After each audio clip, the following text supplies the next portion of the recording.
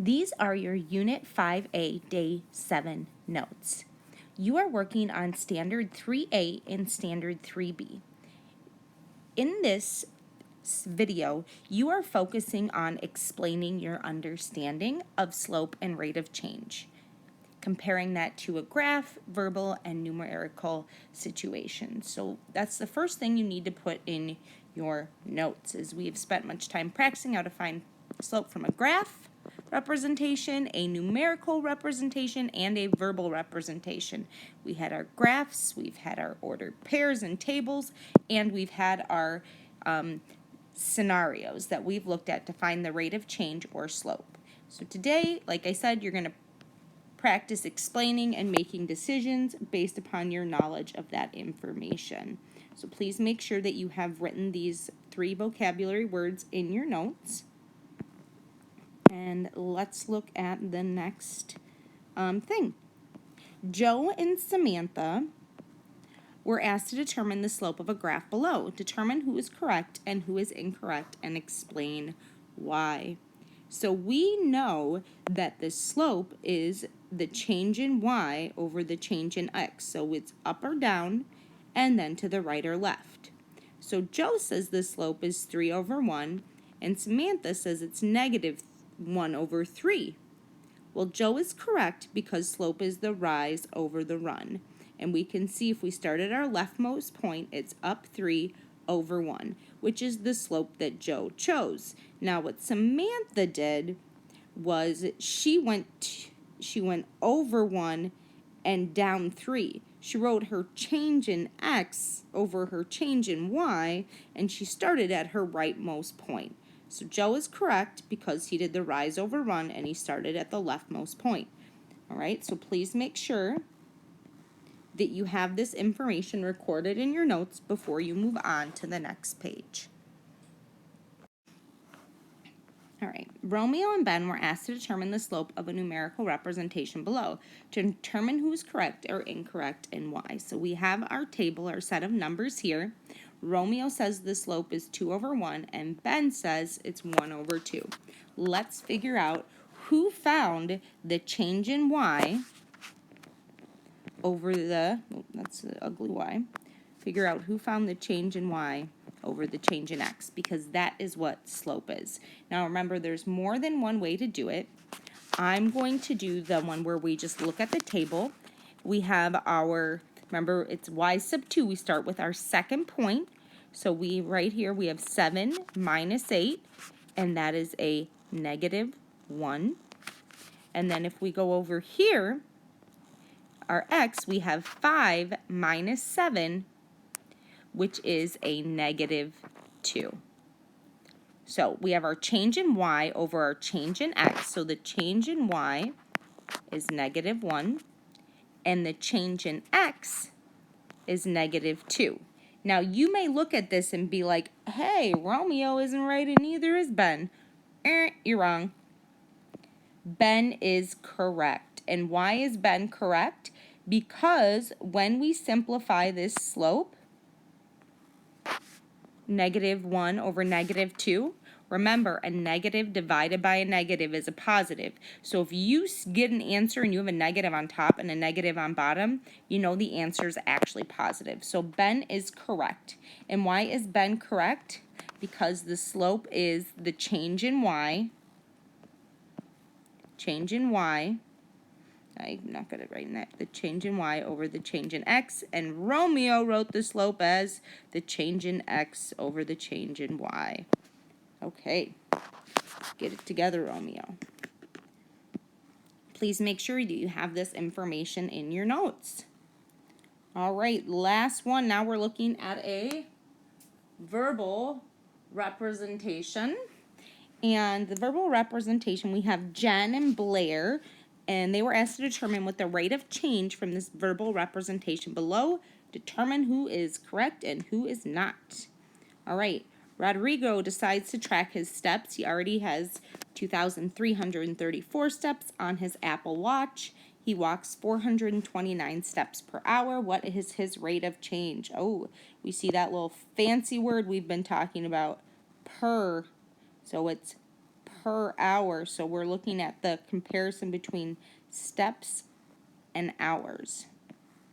Right? So Jen says Rodrigo is, the rate of change is 429 steps per hour, and Blair's like 1,905 steps per hour. Well, I think it's pretty clear. It tells you right here, 429 steps per hour. That's what's happening over and over. That's our pattern. That's our rate of change. So Jen hit it on the money. She knows what she's talking about. Now Blair, he got this number from like subtracting these two. He looked at this extra thing that's only happening once and not relevant.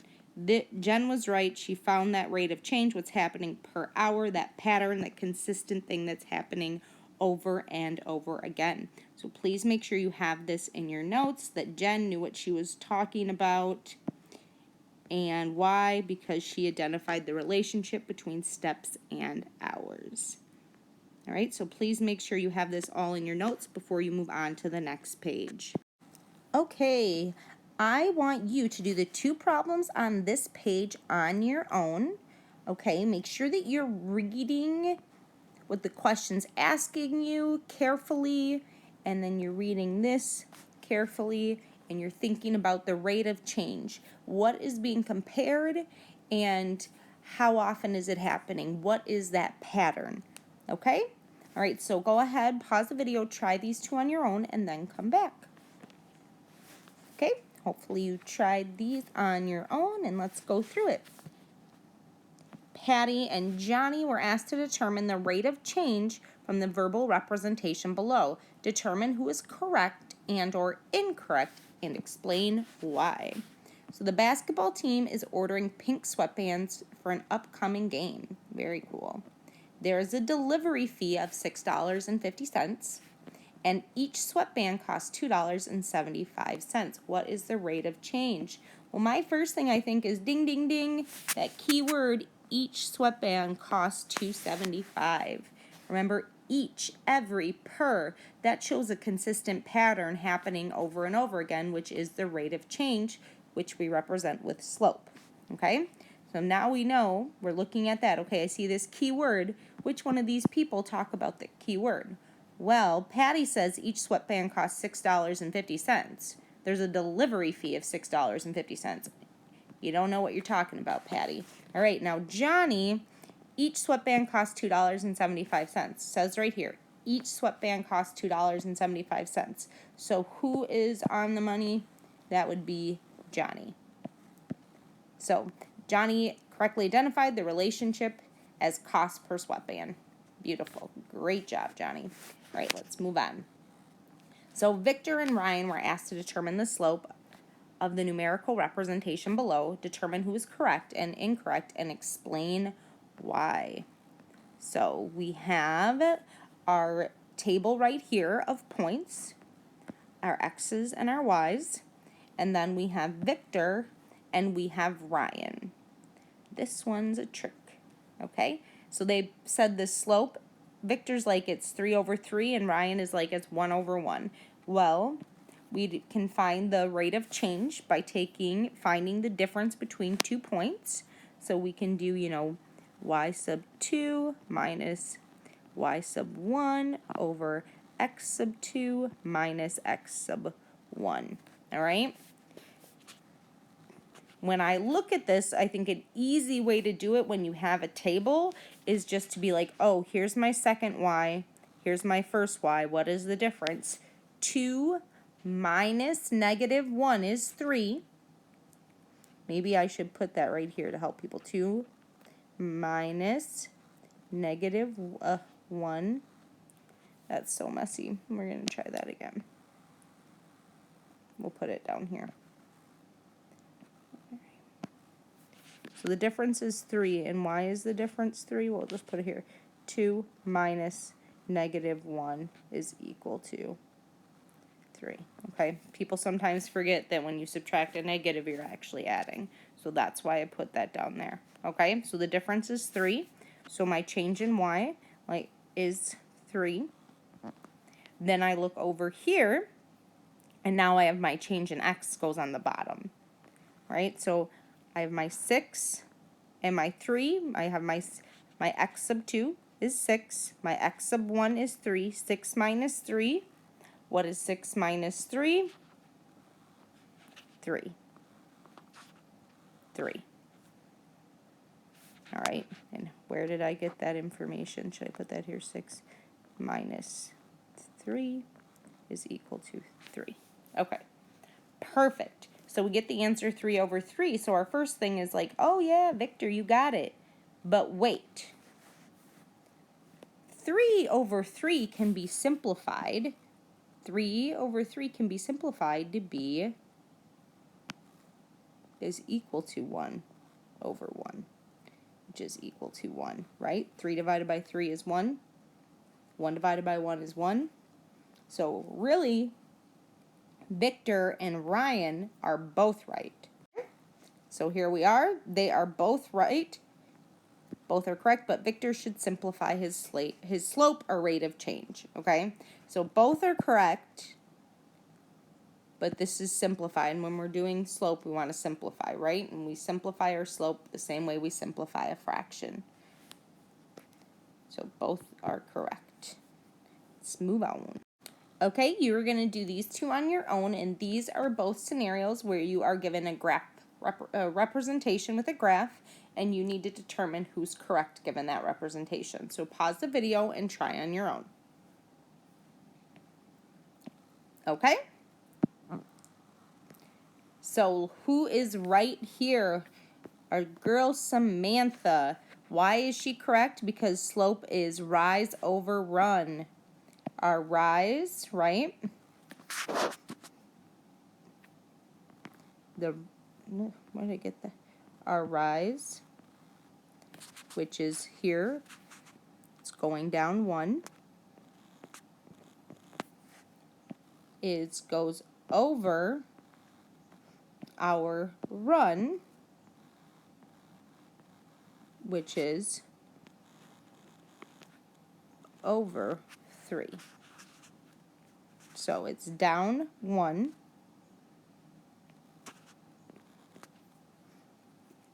I'm going to erase that because it doesn't look good. Right, so it's down 1 over 3. So Samantha is correct because she says down 1 over 3, negative 1/3. Joe, he messed it up. He did the run over the rise. Okay, then go to Peter and Monica, asked to determine the slope of the line. All right, so we got this straight line down here, and Peter is correct. Why is Peter correct? Because straight line down is undefined. Horizontal line is 0. So who is correct here? It is our guy Peter, and who's correct up here? It's our gal Samantha. All right, so please make sure that you have this information in your notes, and then let's move on.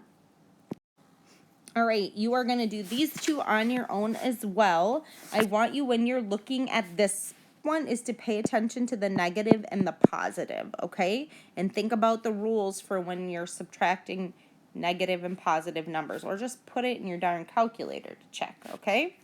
All right, so go ahead, pause the video, and do these next two on your own. All right, hopefully you tried these on your own and you're not just waiting for the answers. You're getting some practice in. That's kind of important, you know. All right, so Evie and Nick were asked to determine the slope of a numerical representation below. We got a chart. Determine who is correct and incorrect and explain why. All right, well, we got Evie and we got Nick. So let's figure out who's correct. We're going to find that rate of change. So y sub 2. This is my y sub 2. This is my y sub 1. So 8 minus 2 is what? Negative 2. I go over to my x. We have x sub 1. Our x sub 2. We got our x sub 2 minus our x sub 1. So we have 1 minus negative 3. And what is that equal to? 4. And should I put that here too? Probably. That it's 8. So this one's 8 minus 10. All right. So we have our change in y over change in x, and we know that the change in y is on top, and our change in x is on bottom. Our change in y, we can see, is -2, and our change in x is 4. So we have -2/4. Now you're seeing this, you're like, neither one of these are that. Well, -2/4, if we simplify it, is dun dun dun dun -1/2. Okay? So the simplified fraction -2/4 is -1/2. So that is why Nick is correct. We can even put equals -1/2. Hopefully your notes look a little nicer than mine. All right, so who is correct? Why? Nick is correct because the change in y is decreasing, not increasing. So what kind of line would that be? That would be a negative slope. All right, hopefully you thought about that in your head and got it right. Let's move on to the next one. Deanna and Jackie were asked to determine the rate of change from the verbal representation below. Who knows what they're talking about? All right, so the Polish club is ordering pączki for an upcoming holiday. The bakery charges $3.25 per pączki. They charge a $10 delivery fee. What is the rate of change? I'm sorry if I did not pronounce that right. But these fried donuts, the Polish club's ordering them for an upcoming holiday. The bakery charges $3.25 per fried donut. What is there? Oh, I just saw that per, that fancy word that tells me that it's referring to a rate of change, and they charge a $10 delivery fee. All right, so who has the rate of change correct? Deanna says it costs $3.25 per pączki, and Jackie says it costs $13.25 per pączki. Well, Deanna, you are the winner chicken dinner, because right here it says charges $3.25 per pączki. That means that's our continued pattern. That's what's happening over and over again. This delivery fee only happens one time. It doesn't matter how many fried donuts you ordered. It's only going to happen one time. So Jackie, right here, she's incorrect. She added those together, but it doesn't cost $13 every time you're ordering a fried donut. It only costs $3.25, and then you got your one-time delivery fee. So good job, Deanna. Deanna's correct because she found the relationship that is cost per pączki. All right, so please make sure you have this all in your notes, and I'll see you tomorrow.